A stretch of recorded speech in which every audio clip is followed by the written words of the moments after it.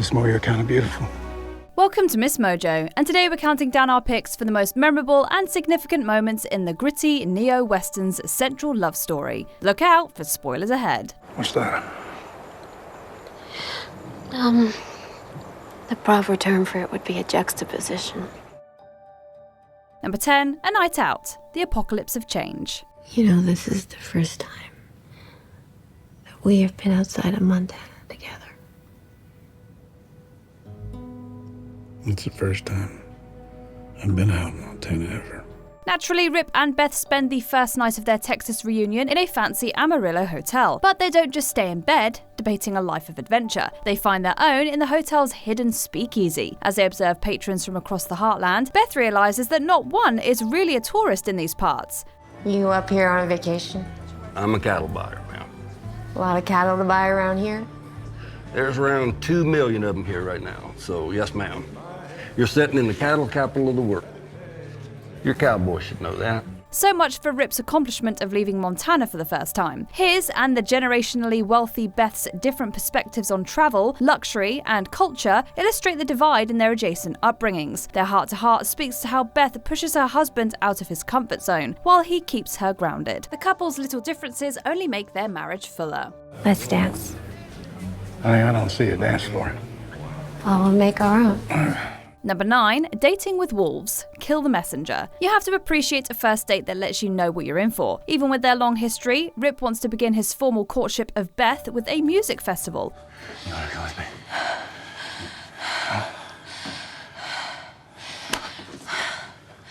You ruin it every time.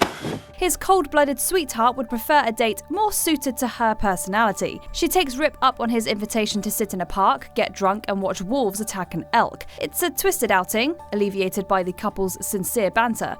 Well, pretending it don't happen, don't make it not happen. It's very astute, Rip. I should embroider that on a pillow. It makes you think it doesn't. It's almost the same thing. Such will be the tone for a poignant romance amidst Yellowstone's savagery. As Beth scares off the wolves and remarks that it's only her loved ones who suffer for her quirks, there's a sense of reserved hope for the future. It's only the things I love that die, Rip, never me. Yeah.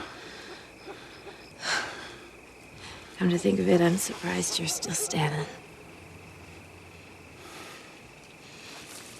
Guess God isn't done punishing you either.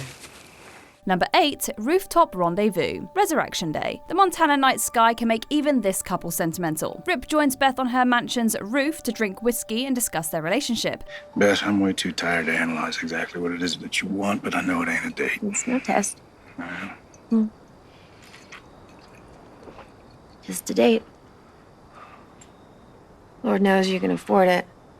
As the conversation turns to money, the humble ranch foreman says he'd spend his fortune giving his family proper burials, including an undignified one for his abusive father. It's in this vulnerable state that Beth predicts Rip will say he loves her for the first time, but she asks him to hold off.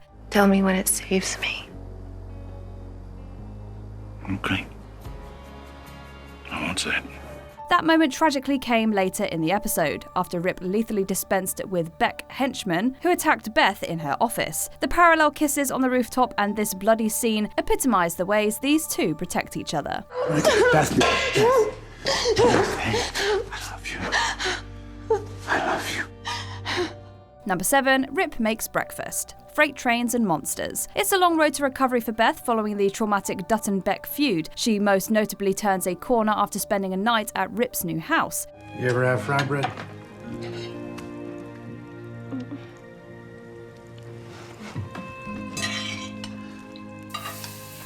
My mother used to make it for me when I was young. She's uncharacteristically frail when she wakes up to her boyfriend serving a full breakfast just for her. No less surprising is the sort of anxious joy that she shows at his gentle touch. You're not eating? Beth, I ate hours ago. I think I'll just watch you. This beautifully acted exchange represents more than Beth finding real peace and safety after her assault. It establishes a warm domestic dynamic, with the hypermasculine Rip in the role of a considerate caretaker. This rare glimpse of Beth's vulnerability foreshadows that she will regain her strength, while laying the foundation for a real home with her cowboy.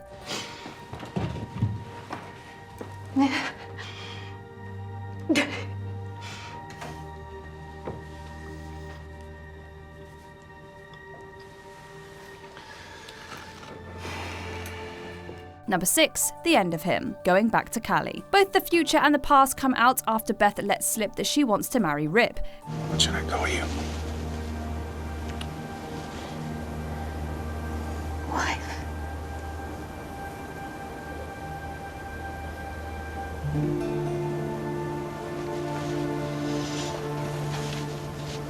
I didn't mean that.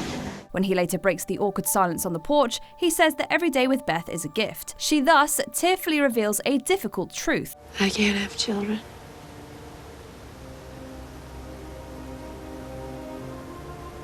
You need to know that.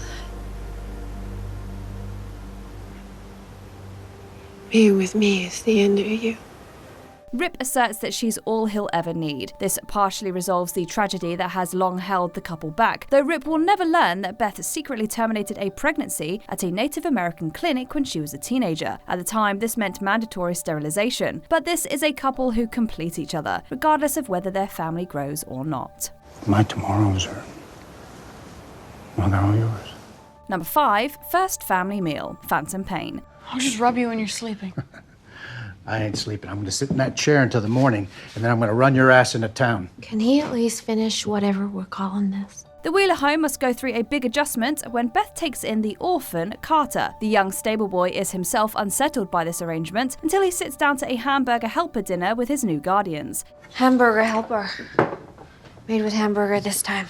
It certainly sounds more appetizing than the tuna helper Carter reportedly enjoyed. But what's most important is the moving gesture of a happy family meal after the boy suffered abuses similar to Rip's tragic childhood. The cowboy also lightheartedly acknowledges that Carter has Beth's mean streak in him. This sweet scene, paralleling the more tense family dinners at the Dutton ranch, hints that Beth and Rip will get to be parents after all. This makes you happy, don't it? It does. Number 4, Beth presents John's gift, Sins of the Father. A tragic childhood underlines Rip's toughness, as well as this defining moment of vulnerability. I don't understand, Beth.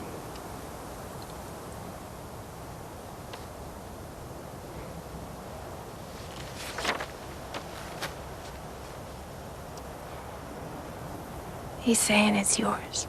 Beth reads to him a letter from her father John, who declares Rip a surrogate son entitled to the Dutton family trust. She then takes him to his very own house on their property.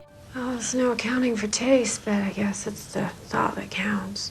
Rip can't help but break into tears as he comes to terms with John as the loving father he never had. Beth, being the one who brings him to this epiphany, affirms her as his anchor to both the family and his own emotions. As Rip grapples with his responsibility to protect the Duttons after the Beck feud, Beth in turn gives him grace. You told me this. Yeah, babe. He sure did. Number 3, the proposals, the beating. With this couple's complicated dynamic, fans had to wonder who was going to pop the question. They're traditional enough for Beth to wait for Rip to do it after asking for her father's permission. John knows that his prospective son-in-law respects Beth too much for that. He wouldn't want to put me in that position, even though he isn't putting me anywhere. He just won't do it, honey, so if it's what you want, you're gonna have to do the asking yourself. Thus, when the couple reunite on their porch, Beth makes the proposal. Rip's only reservation is that the marriage wouldn't be legally legitimate, as there's no public record of his existence. Marriage license, that's just a contract. Right? It's just business. We ain't going into business together. So marriage to me is you take me or one of those mountains. Beth's assurance sums up what this awkward proposal truly represents. For all their respect for tradition, Beth and Rip are a one-of-a-kind couple who needed this mutually respectful gesture. I mean, I would like some diamonds, actually.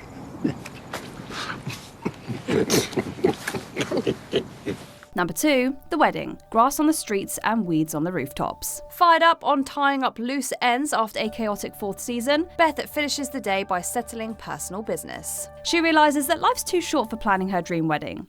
I thought you wanted to find a place that was just ours. I do. We will take that ride, I promise. Sweetheart, if it makes you happy, I'm happy. Really, it can't be any more perfect than her kidnapping a priest and dragging him to Yellowstone Ranch. There, Rip quickly gathers friends and family and marries his soulmate. It was my mother's ring. We didn't have much, Beth. We're poor, but it's yours. And so am I.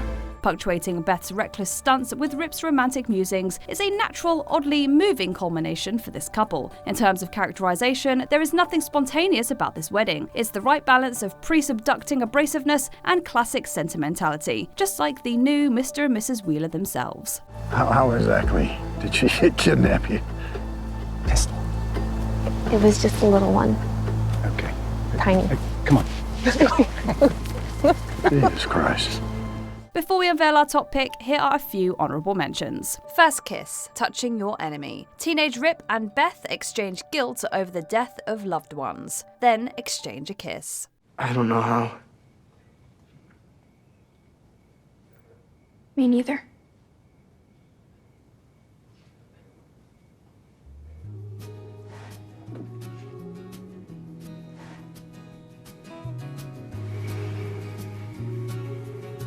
Remembering when they met. New beginnings. Beth affirms that Rip may never be a true Dutton, but she's always admired his passion. I remember the first time I saw you.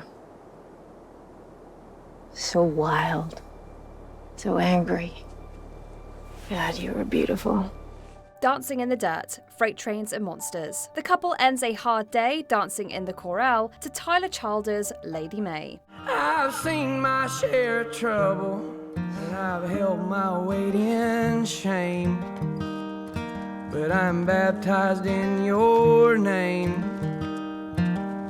lovely Lady May. Covering the past, 100 years is nothing. A tearful confession of old flames only reveals that Beth is her own worst enemy. But when this gets going, then this gets going too. You robbed us of so much time together because I was...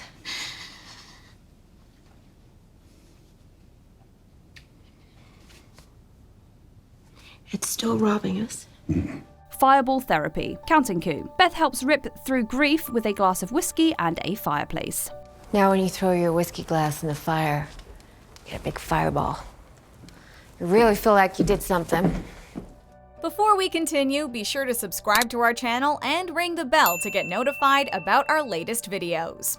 You have the option to be notified for occasional videos or all of them. If you're on your phone, make sure you go into your settings and switch on notifications. Number 1. The perfect meadow. Cigarettes, whiskey, a meadow, and you. The love story of Rip and Beth comes full circle with the chance discovery of a picturesque meadow. I found it a year ago. And you said you wanted to be married in a place with no memories. So we made them. The couple plants down beside a tree, sharing a cigarette, thoughts of the future, and an intimate moment under the sunset. There is no drama, no business, no cowboy adventure. There is only this perfect moment of perspective for a couple that has been through a lot in 5 seasons. Darling, you have a warped sense of priorities, I'll tell you. No, I don't. 3 things that make me feel good in the perfect meadow. I don't need anything else, do you? What could have been a passing filler scene feels more like the summation of Rip and Beth's journey together. Whether it works outside of that context, Kelly Reilly and Cole Hauser's chemistry, as well as the poetic writing, focus all the romance of the American West onto 2 people finding their paradise. You watch me. Sunsets are overrated anyway. What are your favourite, arguably functional family moments on Yellowstone? Talk about it in the comments.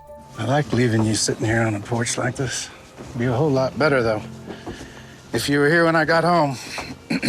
Well, I'll see what I can do about that. Do you agree with our picks? Check out this other recent clip from MsMojo. And be sure to subscribe and ring the bell to be notified about our latest videos.